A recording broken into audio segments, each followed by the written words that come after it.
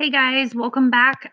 This is our video lesson for the week of September 21st. Um, we are going to talk about digital citizenship again, focusing in on privacy. And you'll notice the title of this today is Don't Feed the Fish, not like fishing as in going to the lake and catching fish. So, our essential question for today that I want you to be thinking about is how can you protect yourself from phishing? Identity theft is something that we need to become aware of as we have more devices in our hands.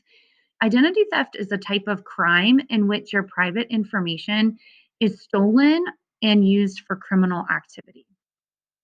Your private information, you probably already know about this, but it's information that can be used to identify you because it's critical to you. So things like your full name, your address, your date of birth, those are all things that we want to be keeping private to ourselves. So thieves can use others' information to do a couple of different things, but one might be to cyberbully, create false documents, buy things with others' money, get loans, jobs, or even driver's licenses. So we have to be careful with that personal information. An internet scam is an attempt to trick someone online. So usually with the intention of stealing your money or your private information. Phishing is a little different than a scam. So when someone poses as an institution like a bank or a school and sends you a personalized message asking you to provide private information. So I'll give you a real life example of this that just happened to me on my phone. So I got a text message when I get packages delivered, UPS or the Postal Service, USPS, will send me a text message saying you're expecting a delivery. So I got a text that looked very real, and it asked to click on something. And I was like, never seen that in the text before. So I knew it was something I shouldn't click on.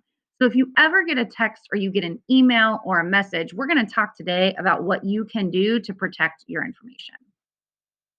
Another thing to watch out for is a shortened URL. A web address that has been condensed or shortened could potentially mislead a user into going into a risky website. So, a few things to watch out for. A sense of urgency. If the sender says you only have a limited time to respond, you probably want to watch out for those. Spelling and grammar errors. A real company does not send out errors with messages. They have people who edit their messages before they go out. So if you see a lot of errors, you want to watch out for that and maybe not click on it. Alert, alert. If the message sounds really urgent, making you worry that something's wrong with your account, it's probably a scam. They're probably trying to get you to click on a link that will then be able to start extracting some of your personal information. If you get a message with a friend in trouble, maybe you see a photo of someone you know, but the message isn't really from them, those can be scams. So you have to be very, very careful to stop and think before you click to open certain things.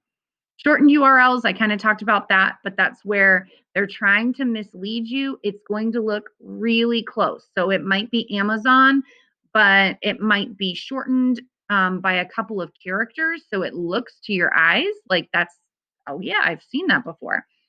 If it's too good to be true, identity thieves often offer easy chances to win free money or prizes. So there is an ad on YouTube right now. For I can't even think of what it is, but it's a guy and he's saying like I'm giving away free money. So I started talking with my other sixth graders here at Maddox, and they were saying, no, it's really true. Like he really does raise money and then give it away. He works with different companies and partnerships, and so he's trying to get that out there by putting it on YouTube. But some of what he says sounds too good to be true.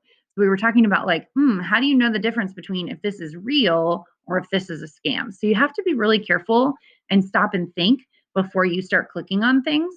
Also, if you get a message, probably email with a generic or a missing greeting, a real company is not going to do that. They are going to address you by your name. So we want to make sure that we are taking care of our private information. You need to not only care about your own privacy, but everyone else's privacy, and respecting that we don't put other people's names and information out on the internet because we want to keep everybody safe when we're online. and in a digital environment. So just remember to use those tips as you are navigating email and text messages and things like that. Um, Today, what I'd like you to do is go into Interland and go to the world called Don't Fall for Fake. So this is going to give you some practice in making those choices on whether you should click on something or shouldn't click on something. Um, so I want you to play that for about 10 minutes today, and then feel free to go into digital exploration. I really enjoyed the discussion thread, you telling me some of the things that you're exploring. So I might try that again this week and see how it goes. Because I want you to feel like you're interacting with me in some way. So feel free to email me if you have questions or problems with something. I will put that in our Schoology page too. But I want to show you really quickly where you go to get to Interland. You'll just click right here and look for Don't Fall for Fake. And then, oh, I wanted to show you one other thing in Schoology here. I have added a new folder called Previous Lessons.